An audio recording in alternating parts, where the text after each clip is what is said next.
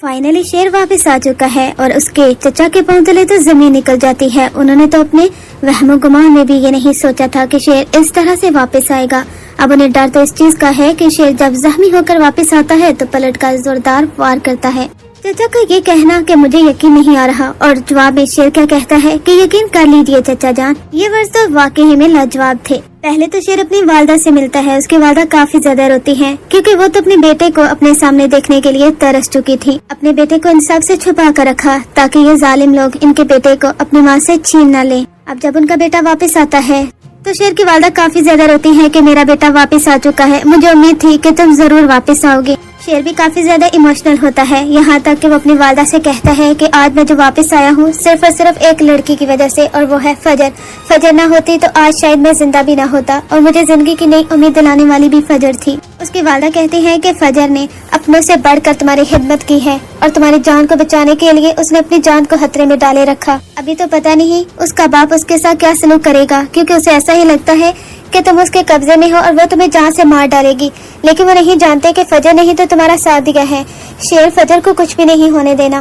شیر کہتا ہے کہ امی آپ فکر مت کریں، جو لڑکی میری جان کو بچانے کی خاطر اپنی جان کی بازی لگانے کو تیار ہو گئی تھی، اس پر میں اپنی جان بھی وار سکتا ہوں۔ اب اس کا چچا جو کہ ہکا بکا رہ چکا ہے، جب وہ اپنے کمرے میں جاتا ہے تو فاہد سے کہتا ہے مجھے تو اپنی آنکھوں پر یقین نہیں ہو رہا کہ میں کیا دیکھ کر آ رہا ہوں۔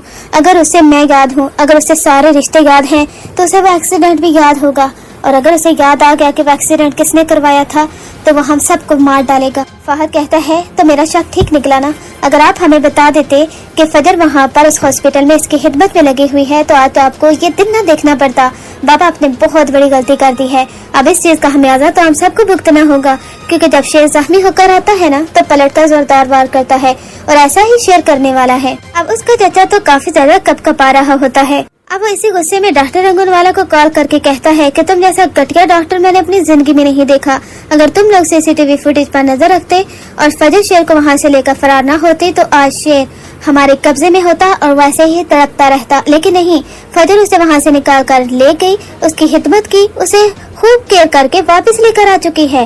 شیر مکمل طور پر ٹھیک ہو چکا ہے اور تم سب لوگ کچھ بھی نہیں کر سکے۔ اب ڈاکٹر رنگون والا کہتا ہے کہ تم ہم پر غصہ کرنا بند کر دو، کیونکہ ڈاکٹر فجر جو شیر کو ٹھیک کر سکتی ہیں اب ہمارے خلاف بھی کارروائی کریں گی، اور جب اس نے ہمارے خلاف کارروائی کی تو ہمیں تو اس ہاسپٹل سے نکال دیا جائے گا، اور ہو سکتا ہے کہ جیل بھی ہو جائے، اس لیے تم بھی تیاری پکڑ لو، اگر ہم جیل گئے تو تم بھی جاؤ گے۔ یہ سن کر چچا اور زیادہ گھبرا جاتا ہے، کیونکہ اس گٹیا بدے چچا کے برے دن تو شروع ہو چکے ہیں۔